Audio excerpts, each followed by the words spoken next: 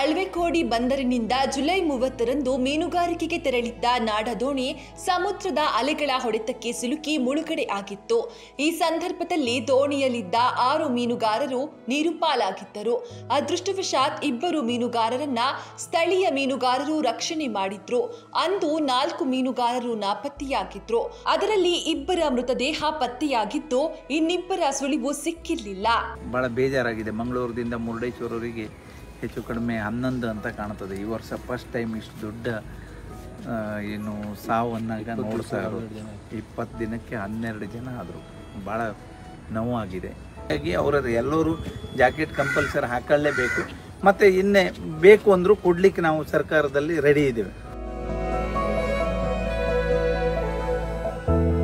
ಮೃತ ಮೀನುಗಾರರಾದ ಜಾಲಿ ನಿವಾಸಿ ರಾಮಕೃಷ್ಣ ಮೊಗೇರ, ಅಳ್ವೆಕೋಡಿ ಗಣೇಶ್ ಮೊಗೇರ ಹಾಗೂ ನಾಪತ್ತೆಯಾದ ಸಣಬಾವಿ ನಿವಾಸಿ ಸತೀಶ್ ಮೊಗೇರ, ಮುರುಡೇಶ್ವರ ನಿವಾಸಿ ನಿಶಿತ್ ಮೊಗೇರ ಅವರ ಮನೆಗೆ ಮೀನುಗಾರಿಕೆ ಬಂದರು ಮತ್ತು ಒಳನಾಡು ಜಲಸಾರಿಗೆ ಸಚಿವರಾದ ಮಂಕಾಳ್ ವೈದ್ಯ ಅವರು ಭೇಟಿ ನೀಡಿ ಕುಟುಂಬಸ್ಥರಿಗೆ ಸಾಂತ್ವನ ಹೇಳಿದ್ದಾರೆ. ಹಾಗೂ ಮೀನುಗಾರರಿಗೆ ಸಂಕಷ್ಟ ಪರಿಹಾರ ನಿಧಿಯಿಂದ ತಲಾ 10 ಲಕ್ಷ ರೂಪಾಯಿ ಪರಿಹಾರ ಧನದ ಚೆಕ್ನ ಕುಟುಂಬಸ್ಥರಿಗೆ ಹಸ್ತಾಂತರಿಸಿದ್ದಾರೆ.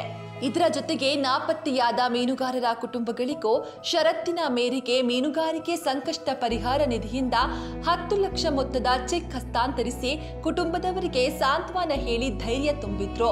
ಜೊತೆಗೆ ಹಾನಿಯಾದ ದೋಣಿ ಮಾಲೀಕರಾದ ಮನೋಹರ ಮೊಗೇರ ಅವರಿಗೂ ಕೂಡ 4,50,000 ರೂಪಾಯಿ ಹಣವನ್ನ ವಿತರಣೆ ಮಾಡಿದ್ರು. ಈ ಸಂದರ್ಭದಲ್ಲಿ ಮೀನುಗಾರಿಕಾ ಸಹಾಯಕ ನಿರ್ದೇಶಕರು ಹಾಗೂ ಸ್ಥಳೀಯ ಮೀನುಗಾರ ಮುಖಂಡರು ಜೊತೆಯಾಗಿದ್ರು.